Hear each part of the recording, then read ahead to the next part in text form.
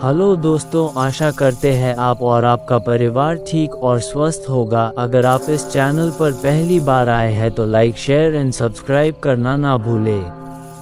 और comment box में मुझे बताएं कि ये कहानी आपको कैसी लगी और ये भी बताएं कि आपको कैसी स्टोरी पसंद है। चलिए शुरू करते हैं आज की कहानी। कहानी का नाम शापित हवेली का रहस्य, the curse of the haunted mansion. मुख्य किरदार आरव वर्मा, 28 साल का पत्रकार जिसने एक भूतिया हवेली की सच्चाई जानने की ठानी है। नीलिमा, पुरातत्व विशेषज्ञ, रहस्यमय अतीत से जुड़ी। दादी माँ रत्ना देवी, गांव की बूढ़ी महिला जिसने सब कुछ देखा है। हवेली की आत्मा चंद्रिका, जिसने 100 साल से हवेली को बंदी बना रखा है। एक तूफानी रात थी जब आरव के घर की खिड़कियां जोर जोर से बजने लगी। टेबल पर एक पुरानी चिट्ठी गिरी जिस पर खून को धब्बे थे।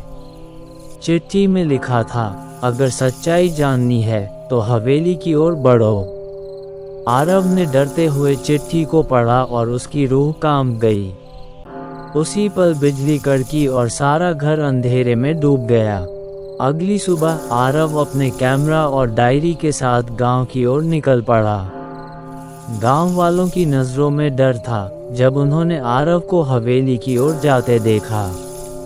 उधर मत जाना बाबूजी, वो हवेली पिशाचों का घर है, एक बूढ़ी औरत ने चेतावनी दी। आरव मुस्कुराया और बोला, सच का पता लगाना मेरा काम है।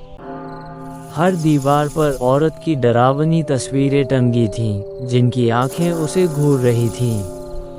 हवेली में कदम रखते ही आरव को ऐसा लगा जैसे किसी ने उसकी गर्दन पर सांस ली हो।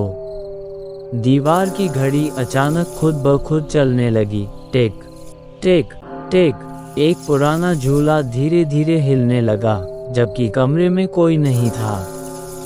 फर्श पर एक कटी हुई गुड़िया पड़ी थी जिसकी आंखें फटी फटी थीं।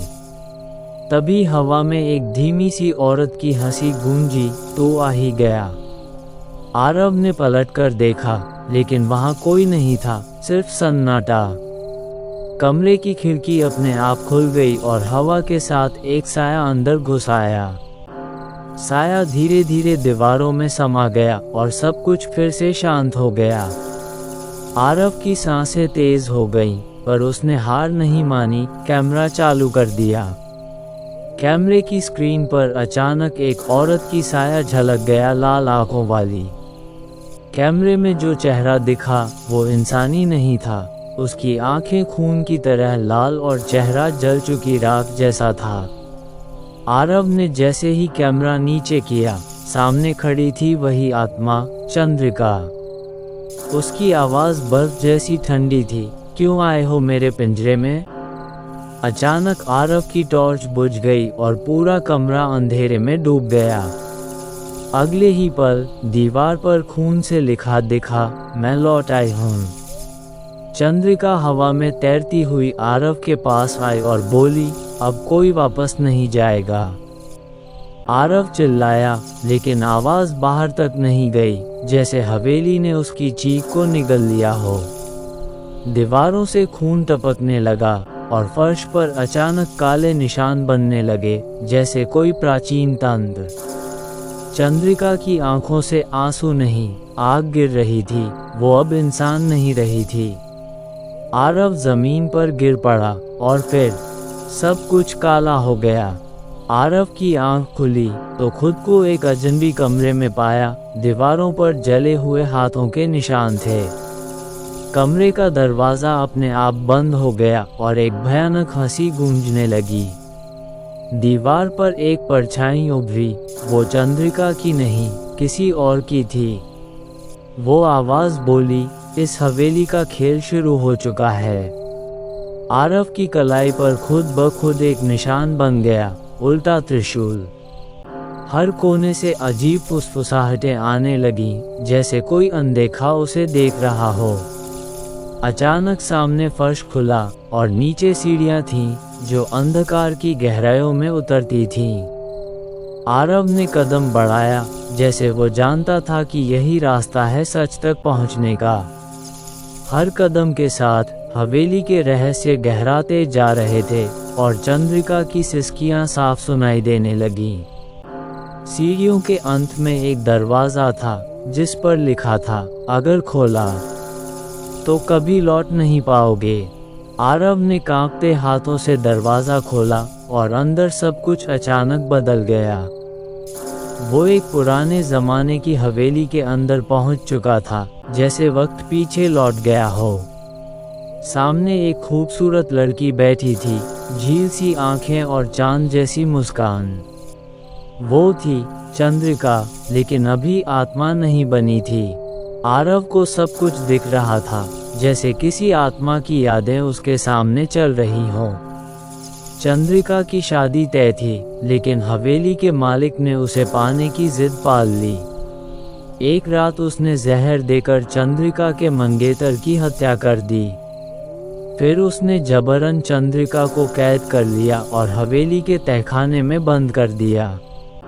चंद्रिका ने वहीं दम तोड़ दिया, उसकी आत्मा वहीं बस गई। मरने से पहले उसने कसम खाई, जिसने मेरी रूह छेड़ी वो अब कभी चैन नहीं पाएगा। इतना सुनते ही आरव के चारों तरफ सब गायब हो गया और वो फिर से उसी तहखाने में था। अब उसके सामने चंद्रिका की आत्मा थी, लेकिन उसकी आंखों में आंसू थे, गुस्सा नहीं। वो बोली, तू भागा नहीं, तू समझा, इसलिए तुझे रास्ता मिलेगा। चंद्रिका की आत्मा हवा में घुल गई और हवेली में पहल, लेकिन जैसे ही आरव बाहर निकला, हवेली ने पीछे से दरवाज़ा खुद ब खुद बंद कर लिया। आत्मा तो गई, पर शाप अब भी बाकी है। Spirit is gone but the curse still remains. Aarav जैसे ही हवेली से बाहर निकला, हवाओं में कुछ अजीब बदल गया, जैसे सब कुछ बहुत शांत हो गया हो, कुछ ज्यादा ही शांत। गांव वापस पहुंचते ही लोग उसे देखकर डरने लगे, जैसे वो अब भी कुछ साथ ले आया हो। रात को आरव के कमरे की दीवार पर फिर वही उल्टा त्रिशूल उभर आया। उसे समझ में आ गया, चंद्रिका चली गई, लेकिन हवेली का शाप अब उस पर चिपक गया है। हर रात उसे सपने आने लगे, अजीब तांत्रिक, काले रिवाज और जलती आत्माएं। एक रात सपने में एक काली आकृति ने कहा, शाप तुझ पर है, अब तेरा समय शुरू हुआ है। अगली सुबह आरव के बिस्तर के पास खून से लिखा एक वाक्य था, तेरी आत्मा अब मेरी है। आरव की आंखें अब खुद ही काली होने लगी थीं और उसकी परछाई देर से हिलती थी। वो समझ चुका था, अब उसे चंद्रिका की तरह शांति नहीं मिलेगी। और फिर एक दिन वो गायब हो गया। गांव में आज भी लोग कहते हैं, हवेली अब शांत है, पर जो उसमें गया अब हवेली बन गया।